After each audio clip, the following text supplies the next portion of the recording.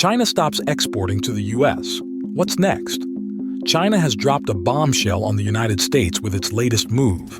China has announced sweeping restrictions on the export of critical aviation and aerospace equipment. The Chinese government's announcement is a clear declaration. China will not be bullied or coerced into submission. Yesterday, we explained that China has banned the export of gallium and germanium to the United States. These are key metals in the development of super-fast computer chips, in weaponry and in solar panels. Beijing says the new restriction will protect China's national security. China has always been committed to maintaining the security and stability of the global production and supply chain. On May 30th, 2024, the world was taken by surprise when China announced new export controls. These controls, set to take effect on July 1st, 2024, will restrict the export of critical aviation and aerospace equipment and technology. This sudden decision has left many scratching their heads, wondering about the motivations and implications of such a bold move. Why would China, a global manufacturing giant, restrict its aviation exports? How will this affect the U.S. aerospace industry? Will American airlines be forced to turn to Russia for parts instead? And what prompted China to take such a drastic step? Looks like U.S. planes might soon be flying with parts made from paper. Okay, maybe not that extreme, but the consequences of this ban are serious. China's announcement covers a vast array of critical items. We're talking about structural parts, engine manufacturing equipment, and specialized tools and molds used to create superplastic titanium and aluminum alloys. These are not just any materials. They are the backbone of modern aviation, enabling the creation of lightweight, super-strong aircraft components. For instance, superplastic materials allow engineers to create complex shapes that are both lightweight and incredibly strong, which are essential qualities for modern aircraft. Without these materials, aviation manufacturing becomes a daunting challenge. Imagine you're running a marathon, and suddenly, your top supplier of running shoes decides to stop selling to you. That's what it's like for the U.S. aerospace industry right now. China, known as the world's manufacturing giant, has decided to cut off the supply of crucial aviation parts and technology to the U.S. This isn't just about missing out on some fancy gadgets. It's about grounding planes and disrupting entire industries. But why is this move so critical? Well, the U.S. relies heavily on these imports. In 2023, the U.S. imported $1.2 billion worth of aerospace components from China. Now, with this ban, U.S. manufacturers are in a scramble. They must either find new suppliers or ramp up their own production, both of which are costly and could take significant time to implement. This disruption could lead to delays in production and maintenance, higher costs for airlines, and ultimately, more expensive air travel for consumers. Why did China choose to implement such drastic measures now? Officially, China is citing national security concerns as the primary reason for this drastic step. The official line is that the export restrictions are designed to safeguard national security and fulfill international obligations such as non-proliferation. They don't want their cutting-edge tech falling into the wrong hands or being used against them. Interestingly, the timing of China's move is not just strategic, it's a masterstroke in the ongoing tech and trade war with the U.S. This export ban is, in reality, a powerful retaliatory measure against the United States. In recent months, the U.S. imposed tariffs on Chinese products like electric vehicles and semiconductors.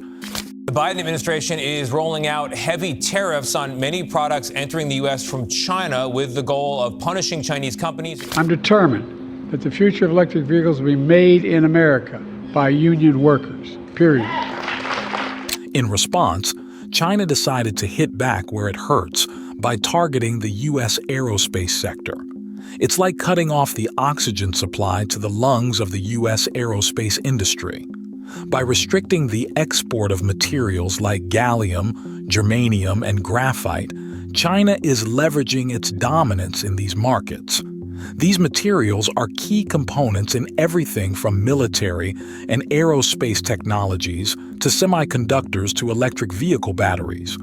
To put it in perspective, China produces about 90% of the world's gallium and 60% of its germanium. China is by far the world leader in producing gallium and germanium, two so-called minor metals that are used in a major way in many tech products. In fact, they can be plentiful in the world as they are byproducts from processing other commodities like coal, bauxite, zinc, and alumina, an extraction process that's fairly costly. That's why China dominates the global market. This isn't just a minor inconvenience. It's a potential chokehold on industries that are the backbone of modern technology. Additionally, China has been unhappy with the U.S. defense manufacturers who were selling arms to Taiwan. Taiwan, a self-governing island, is a sensitive issue for China, which claims it as its territory. By sanctioning these manufacturers, China is sending a clear message: stay out of our affairs. China's ban is going to shake things up in a major way. Let's break it down. Commercial airlines might be the first to feel the pinch. Airlines like American, Delta, and United, which operate thousands of flights daily, could face significant delays and increased costs as they scramble to find alternative suppliers. The smooth operation of their fleets depends on timely maintenance and the availability of parts that now might take much longer to acquire, not to mention at a higher cost. Defense contractors, too, are in for a rough ride. Companies like Lockheed Martin and Boeing, which supply advanced military aircraft to the U.S. government, might see project timelines pushed back and budgets balloon. These companies rely on Chinese-made components for the intricate and highly specialized technology used in fighter jets and surveillance drones. Space exploration, one of the most exciting frontiers, isn't spared either. NASA and private companies like SpaceX could face hurdles in their missions. Spacecraft and satellites often use parts sourced from around the globe, including China. Any delay in getting these parts can set back launch schedules and increase costs, impacting everything from scientific research to commercial satellite services. Now, you might wonder, can't the U.S. just turn to other countries for these parts? Well, the short answer is a big, fat no. The U.S. has imposed heavy sanctions on Russia, especially in the aviation sector.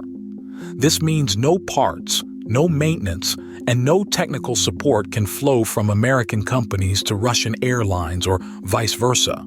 Major industry players like Boeing and Airbus have already pulled out of Russia, halting all support due to these sanctions. Imagine American airlines trying to source parts from Russia. It would be like trying to buy a sandwich from a shop that's not only closed but has a big "no entry" sign plastered on its door. The U.S. Department of Commerce has banned exports to major Russian airlines, making it nearly impossible for any American entity to acquire aviation components from Russia legally. Even if there was a loophole, the practicalities are staggering. Russian airlines themselves are struggling to maintain their fleets because they can't get parts from the West due to these sanctions. It's like trying to borrow a cup of sugar from your neighbor who's already been cut off from the grocery store. So, where does this leave American airlines? They're more likely to look for alternative sources within countries that are allies or have neutral standing, such as Europe or Japan. But this, too, isn't without challenges. The disruption in supply chains and the complexity of aviation standards make such a shift a logistical nightmare. You might wonder if there are any loopholes U.S. companies might use to still acquire this aerospace components. Absolutely, but it's like playing a high-stakes game of hide-and-seek.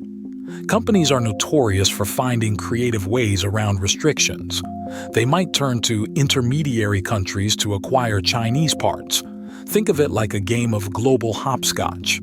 Instead of a direct purchase from China, U.S. firms could buy the equipment through third-party countries with less stringent controls.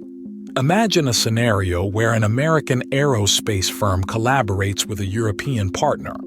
The European company, not bound by the same restrictions, buys the needed parts from China and then sells them to the US. It's legal gymnastics, but it happens. In fact, during past sanctions, companies have used similar tactics to keep their supply chains intact. Remember the sanctions on Russian oil? Many companies found clever ways to keep the oil flowing, and the same could happen here.